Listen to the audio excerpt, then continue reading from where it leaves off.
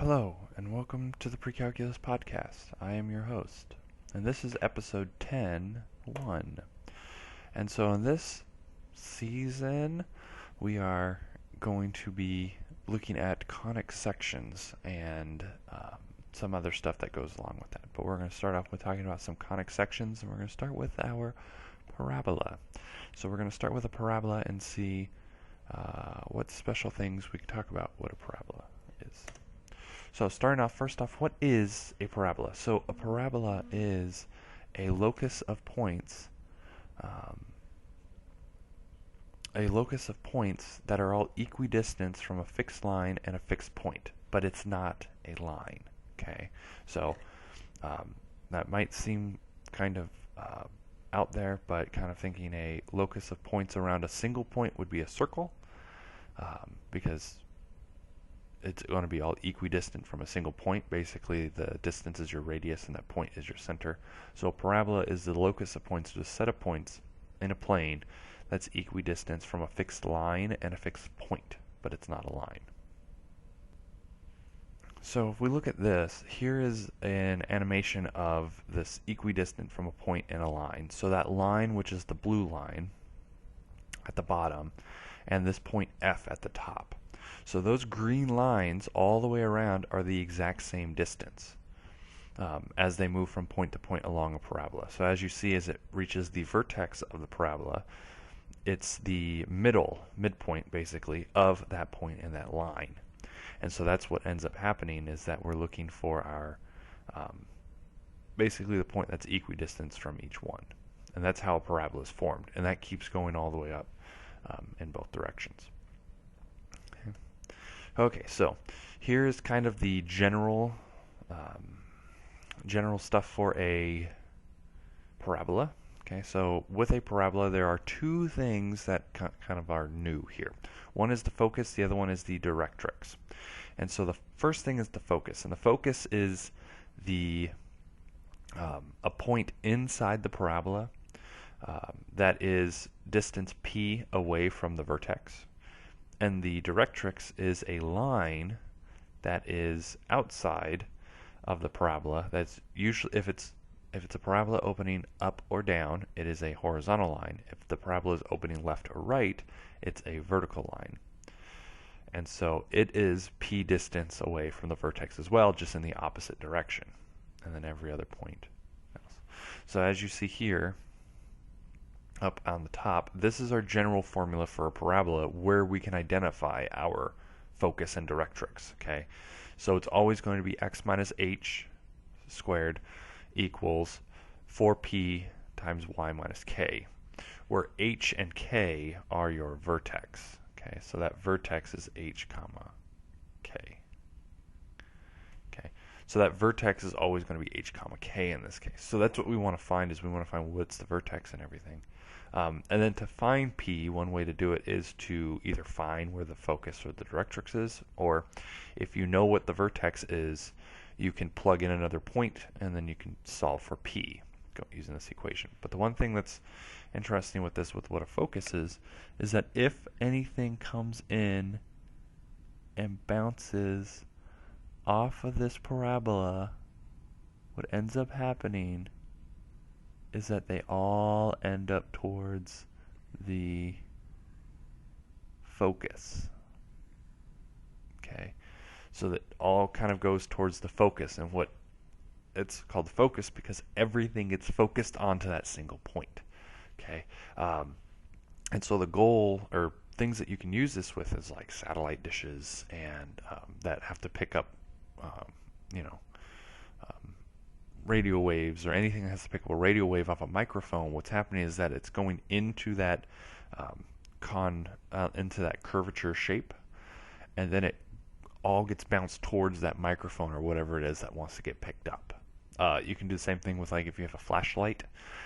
If you have a flashlight, you can kind of twist it and you can move the light bulb up and down. And if you can find exactly where the focus is, that's where all the light gets pushed out in the same direction. So it's kind of thinking the same thing as it coming in towards that microphone, except it's going the opposite direction. Okay, it's coming from that focus and then bouncing out, and it's all bouncing outward.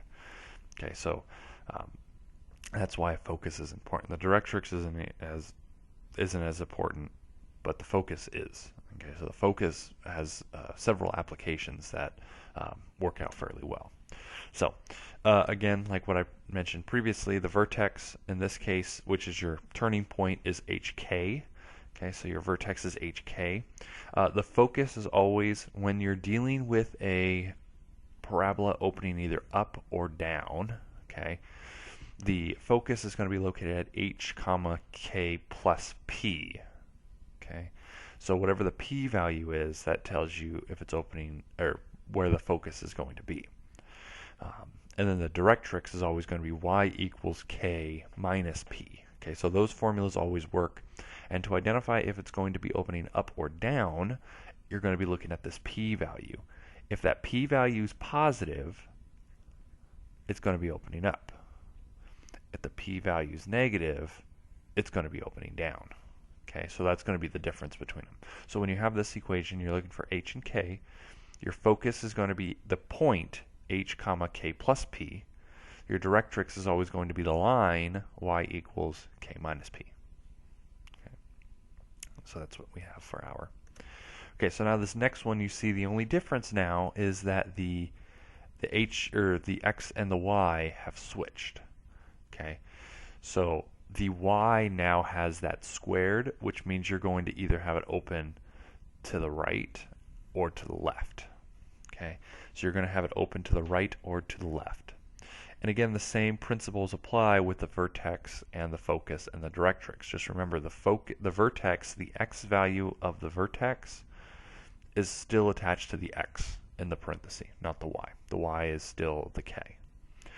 And now you see with the focus, it's changed because now it's h plus p comma k. So the x is the one that's changing back and forth because your focus could be moved to the left or right of the parabola, not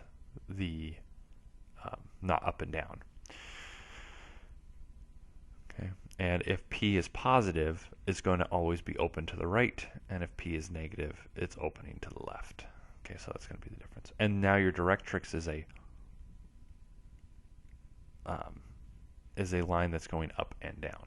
Okay, so let's say we have this example and we want to find our directrix, our vertex, and our focus. So we want to get it set up so it looks like our previous problems. Well, it doesn't. It doesn't have the. If you look at our previous examples, the 4p and the one that's not squared is on the other side. So what we have to do is we have to get the squared part all by itself, and we have to move everything else to the other side. So we'd have to move this 4y to the other side. So we end up with x squared equals 4y. Okay, so end up with that. So now we want to know what's our h and our k. Well, since nothing's being added to the x or subtracted to the x, and nothing's being added or subtracted to the y, that means our vertex is located at 0, 0. Okay, because nothing's being added. The h and the k would be 0.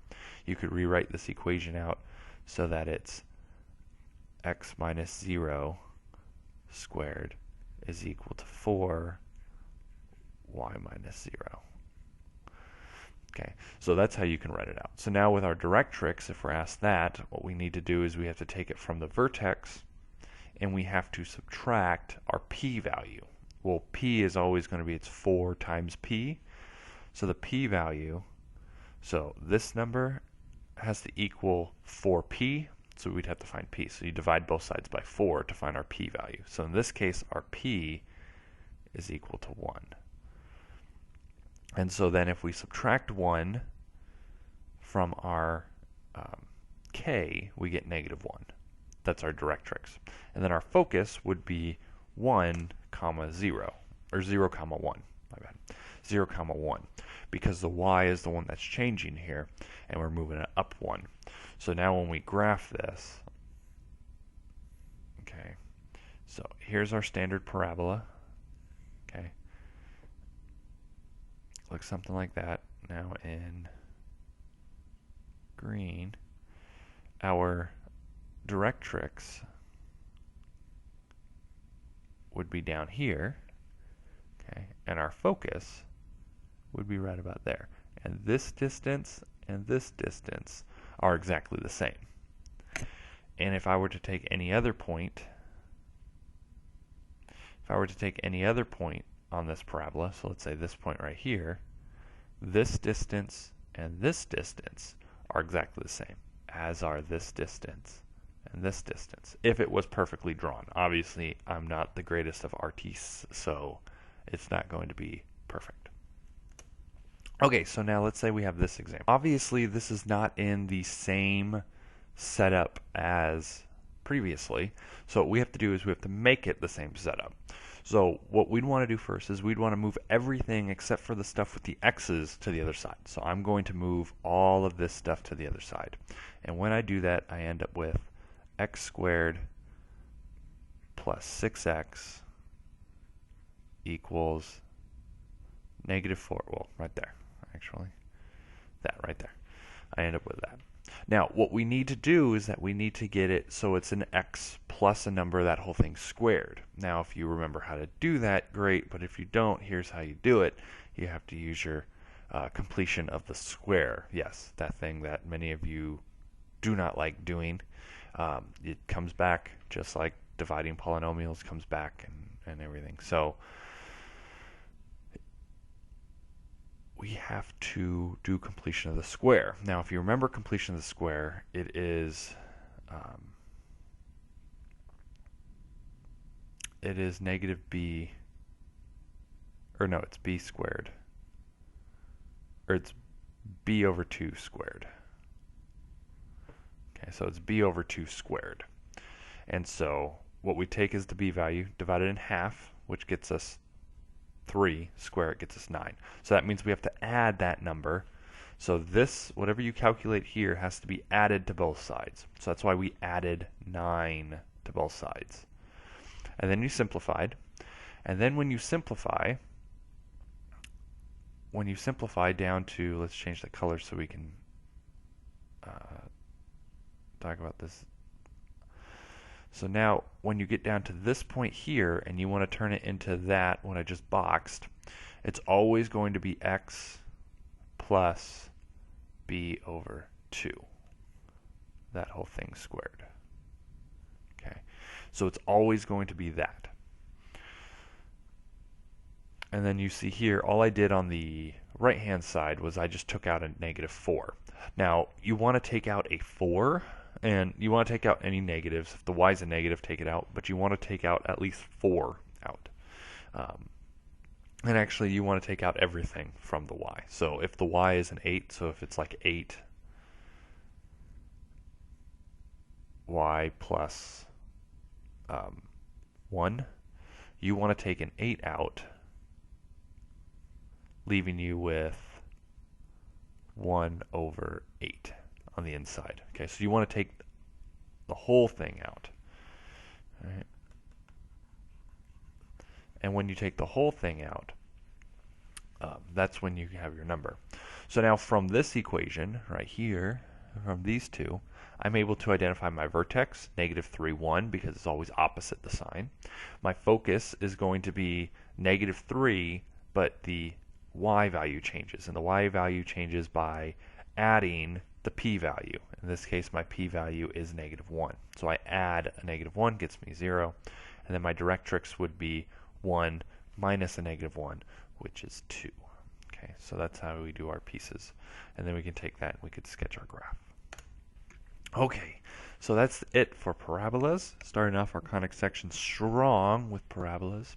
We'll be moving on to ellipses and circles and other shapes like that, hyperboles, hyperbolics, anything like that we'll be moving on to with this season.